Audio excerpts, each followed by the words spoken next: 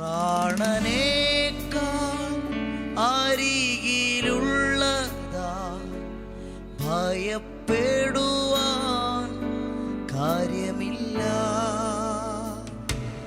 പ്രാണനേക്കാൾ അരികിലുള്ളതാ ഭയപ്പെടുവാൻ കാര്യമില്ല.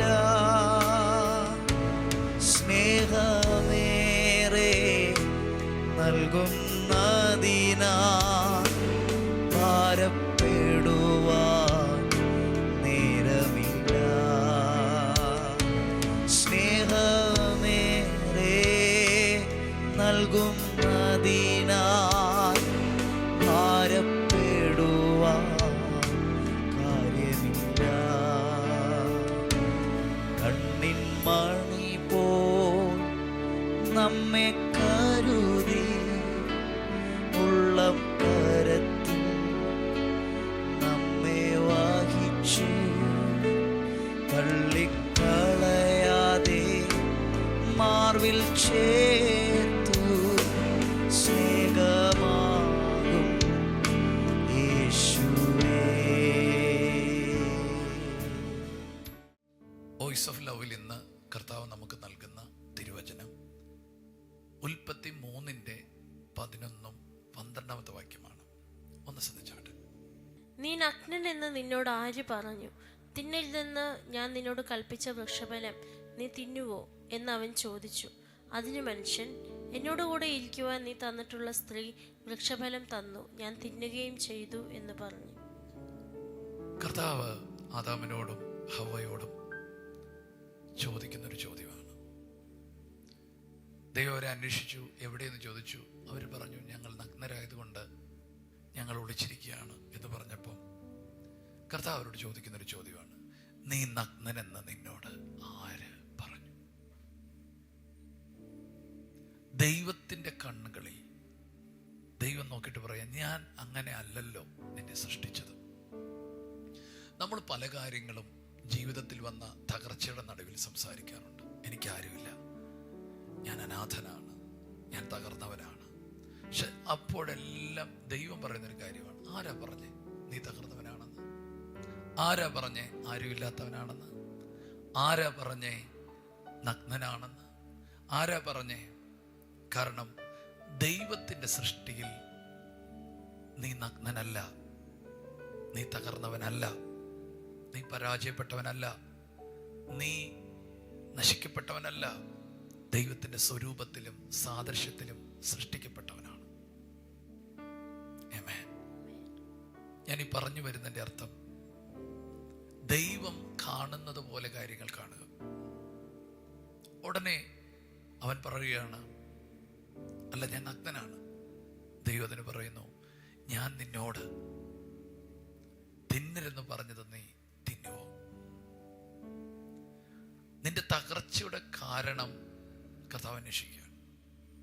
ഉടനെ അവൻ പറയുന്നു, ഞാൻ തിന്നു എന്നല്ല പറയുന്നത്, എന്നോട് കൂടെ നീ ഇരിപ്പാൻ തന്ന സ്ത്രീ എനിക്ക് തന്നു. ഒറ്റ വാക്കുള്ളവിടെ തിന്നരെന്ന് പറഞ്ഞ് തിന്നോ? അവൻ പറയാ, അല്ല, നീ തന്ന സ്ത്രീ എനിക്ക് തന്നു. അപ്പോൾ അവിടെയും അവൻ ജീവിതത്തിൻ്റെ തെറ്റുകളെ കണ്ടുപിടിക്കുന്നില്ല, അവിടെ അവൻ ന്യായീകരിക്കുകയാണ്. ഞാൻ ഈ പകൽക്കാലം നിങ്ങളോട് പറയുന്നു, ജീവിതത്തിനകത്ത് അത്ഭുതങ്ങൾ സംഭവിക്കണമോ?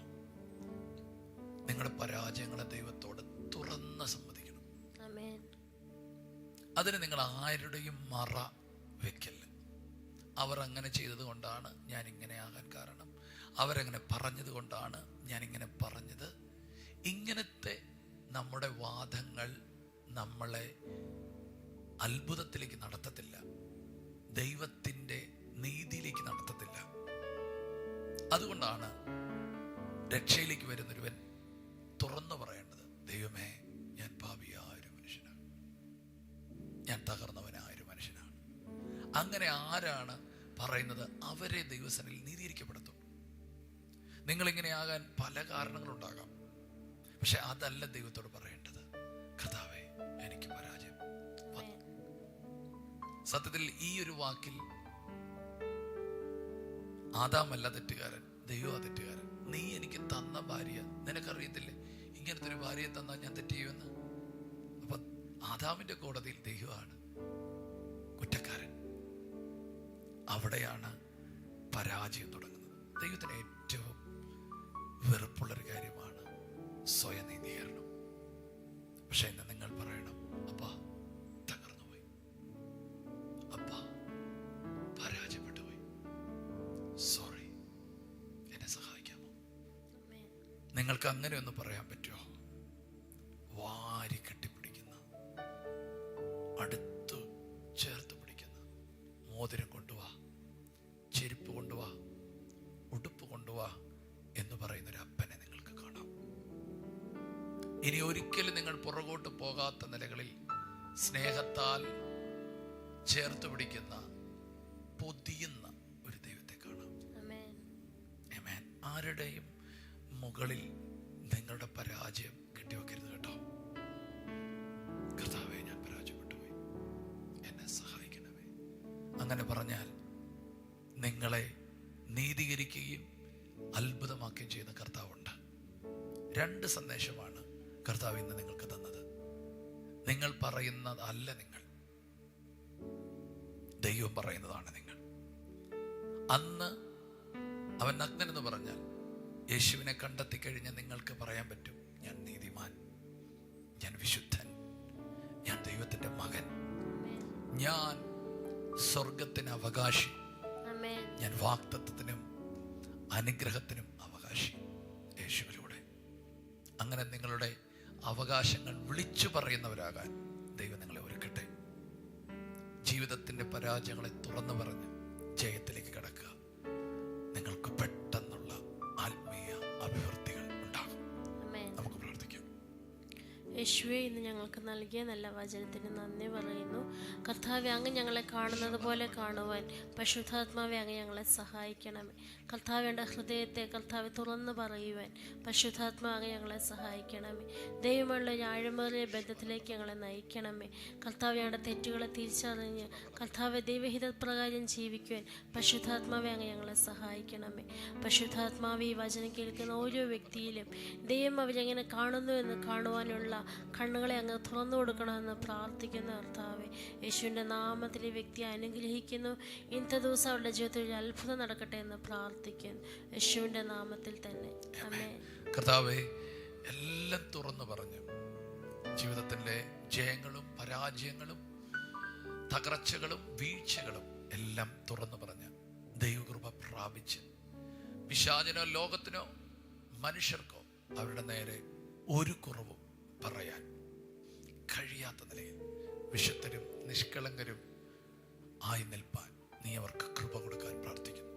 ഇപ്പോൾ യേശുവിൻ നാമത്തിൽ പ്രാർത്ഥിക്കുമ്പോൾ ആരോഗ്യവും ബലവും സമ്പത്തും സൗഖ്യവും വിശുദ്ധിയും ദൈവകൃപയും ദൈവസാന്നിധ്യവും നൽകി അവരെ അനുഗ്രഹിക്കണമേ. ഇപ്പോൾ തന്നെ പാപത്താൽ വന്ന തകർച്ചയാൽ വന്ന അവരുടെ വീഴ്ചകളിൽ നിന്ന് രോഗങ്ങളിൽ നിന്ന് അവർ പുറത്തു വരട്ടെ. യേശുവിൻ്റെ നാമത്തിൽ ഇന്ന് അവരുടെ പരാജയങ്ങളെ തുറന്നു പറഞ്ഞ് ദൈവം ഒരുക്കുന്ന അത്ഭുതത്തിലേക്ക് കയറാൻ നീ അവരെ ഒരുക്കണമേ. യേശുവിൻ്റെ നാമത്തിൽ അനുഗ്രഹിക്കുന്നു, അത്ഭുതമാക്കി പ്രാർത്ഥിക്കുന്നു, ദൈവകൃപയിൽ പൊതിഞ്ഞു പ്രാർത്ഥിക്കുന്നു, യേശുവിൻ നാമത്തിൽ തന്നെ. ആമേൻ. ഇന്നത്തെ സന്ദേശം നിങ്ങൾക്കിത് പ്രയോജനപ്പെട്ടെങ്കിൽ മറ്റുള്ളവരിലേക്ക് എത്തിക്കണം. കർത്താവ് നിങ്ങളുടെ കൂടെയുണ്ട്. ധൈര്യത്തോടെ ഇന്നത്തെ ശുശ്രൂഷകൾ, ജോലികൾ, ബിസിനസ്സുകൾ, പഠനങ്ങൾ ചെയ്യുക. കർത്താവ് കൂടെയുണ്ട്. God bless you. ഷലോം. ഈ ശുശ്രൂഷ നിങ്ങൾക്ക് ഏറ്റവും അനുഗ്രഹമായി വരുന്നു എന്ന് ഞങ്ങൾ അറിയുന്നു. നിങ്ങൾ ഞങ്ങൾക്ക് പ്രാർത്ഥനയിലും എല്ലാ സഹകരണത്തിലും ഞങ്ങളോട് ഈ മീഡിയ മിനിസ്ട്രിയുടെ കൂടെ നിന്നു. ഞങ്ങൾക്ക് ഈ മീഡിയ മിനിസ്ട്രി മുമ്പോട്ട് കൊണ്ടുപോകാൻ ചില എക്യുപ്മെൻസുകൾ ആവശ്യമായി വന്നിരിക്കുന്നു. തുടർന്നും നിങ്ങളുടെ പ്രാർത്ഥനയും സഹകരണവും ഞങ്ങൾ ആവശ്യപ്പെടുന്നു.